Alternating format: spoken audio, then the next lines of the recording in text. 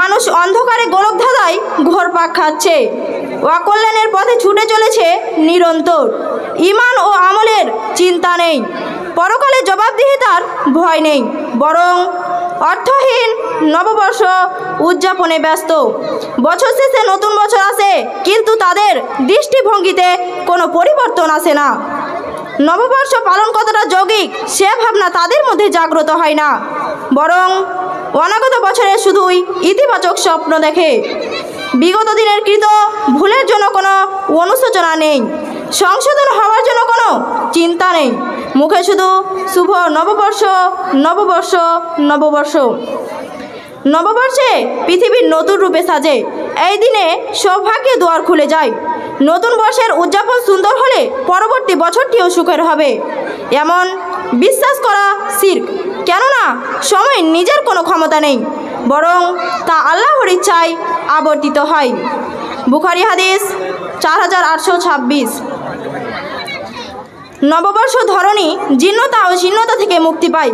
এই বিশ্বাসে ব্যর্থতা ও পরাজয় গ্লানি ভুলে বিজাতীয় দেশীয় সংস্কৃতির অনুসারে নেচে গিয়ে বরণ করতে হবে, এমন কথা ইসলামে নেই, বরং বিশেষ কোনো সময়কে শুভ অশুভ মনে করা কুসংস্কার। আল্লাহ রাসূল সাল্লাল্লাহু আলাইহি ওয়াসাল্লাম বলেছেন, আন আনাস ইবনে মালিকিন আনিন নবী সাল্লাল্লাহু আলাইহি ওয়াসাল্লাম ক্বালা লা আদওয়া ওয়ালা তিয়ারা। সংক্রমণ কোনো ব্যাধি নেই আর শুভ অশুভ কোনো লক্ষণ নেই। বুখারী হাদিস 5776। এই দৃষ্টিকোণ থেকে ইসলামে বিশেষ কোনো তাৎপর্য নেই, এটি অন্য সব সাধারণ দিনের মতোই। এই কারণে সাহাবায়ে কেরাম, খোলাফায়ে রাশিদিন ও পরবর্তী প্রজন্ম কেউ নববর্ষ উদযাপন করেননি। আল্লাহ রাসূল সাল্লাল্লাহু আলাইহি ওয়াসাল্লাম তার জন্ম, হিজরত, নবুয়াত, মৃত্যু দিবস পালন করেননি, এমনকি তিনি এ ব্যাপারে কোনো নির্দেশও প্রদান করেননি। সাহাবায়ে কেরাম ও তাদের পরবর্তী প্রজন্ম কেউ নববর্ষ উদযাপন করেননি, বরং ইসলামে নতুন কোনো কর্ম বা বিশ্বাস আবিষ্কার করতে কঠোরভাবে নিষেধ করা হয়েছে। আল্লাহ রাসূল সাল্লাল্লাহু আলাইহি ওয়াসাল্লাম বলেছেন, আল ইয়াউমা আকমালতু লাকুম দীনাকুম ওয়া আতমামতু আলাইকুম নিয়ামাতি ওয়া রাযিতু লাকুমুল ইসলামা দীনা।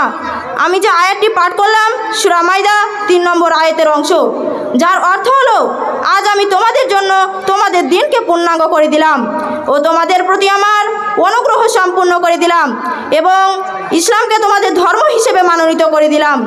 শুধু তাই নয়, আল্লাহ রাসূল সাল্লাল্লাহু আলাইহি ওয়াসাল্লাম বলেছেন, মান আহাদাসা ফি আমরিনা হাজা মা লাইসা ফিহি ফাহুয়া রাদ্দুন। অর্থাৎ যে ব্যক্তি আমার এই দিনে এমন কিছু আবিষ্কার করবে যা ইসলামে অন্তর্ভুক্ত নয়, তা প্রত্যাখ্যানযোগ্য। বুখারী হাদিস 2697। এই কারণে উমর রাদিয়াল্লাহু আনহু হিজরি বর্ষের প্রচলন করেও তিনি নববর্ষ উদযাপন করেননি। তাছাড়া নববর্ষ উদযাপন মানে বেহায়াপনার সর্বনিম্ন সীমায় নেমে যাওয়া নামান্তর। এই রাত 12টার পর 31 নাইট উদযাপনে ব্যান্ড পার্টির আতশবাজি ও গান বাজনা করে পরিবেশ নষ্ট করে, নাচ গান করে ব্যভিচারে লিপ্ত হওয়ার মতো অসামাজিক জঘন্য কাজগুলি সংঘটিত হয়, যা ইসলামে সুস্পষ্ট হারাম। বিশেষ করে নববর্ষ উদযাপনের অন্যতম মাধ্যম হলো কোনো নারীকে লগ্ন বা অর্ধলগ্ন করে উপস্থাপন করা। সৌন্দর্য প্রদর্শনের নামে বিভিন্ন অনুষ্ঠানে পুরুষের পাশে তাকে উপস্থিত করে যেন ব্যভিচারকে সহজলভ্য করে ফেলা। আল্লাহ রাসূল সাল্লাল্লাহু আলাইহি ওয়াসাল্লাম বলেছেন, আমার পর পুরুষের ওপর নারীর চাইতে অধিক ক্ষতি, কারণ কোনো ফিতনা রেখে যায়নি। বুখারী হাদিস 5096। 2025 সালে আমরা সকলেই দেখতে পাচ্ছি যে রাত 12টার পর থেকে যে কত আল্লাহর বান্দা পথে ঘাটে সোশ্যাল মিডিয়ায় হ্যাপি নিউ ইয়ার বলেছে। এগুলো ওই সীমা অতিক্রমের অন্যতম ফসল কাটা আর কিছু নয়। অথচ আল্লাহ রাসূল সাল্লাল্লাহু আলাইহি ওয়াসাল্লাম বলেছেন, জান্নাতকে কষ্টদায়ক বস্তু দিয়ে ঢেকে দেওয়া হয়েছে আর জাহান্নামকে প্রবৃত্তি লালসার চাদর দিয়ে ঢেকে দেওয়া হয়েছে। বুখারী হাদিস 6487। আমরা যদি এই ক্ষেত্রে সজাগ হই ও আমাদের পরিবার ও সন্তানের নিয়ন্ত্রণে কঠোর হই, তবে আরও বড় বড় ফিতনা সংঘটিত হওয়া থেকে রক্ষা পাবো। আল্লাহ তাআলা আমাদেরকে ক্ষমা করুন। আল্লাহ তাআলা আইন লঙ্ঘন করলে পার্থিব জীবনে অশান্তি ছড়িয়ে পড়বে এবং পরকালে তো আরও ভয়াবহ শাস্তি অপেক্ষা করেছে।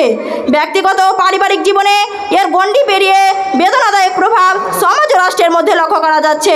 কিন্তু আফসোস, আমাদের চেতনা কবে ফিরে আসবে, কবে আমরা সার্থক হব? আমিন। তাকাব্বাল ইয়া রব্বাল আলামিন ওয়া আখির দাওয়ানা আনিল হামদুলিল্লাহি রব্বিল আলামিন। আসসালামু আলাইকুম ওয়া রাহমাতুল্লাহ।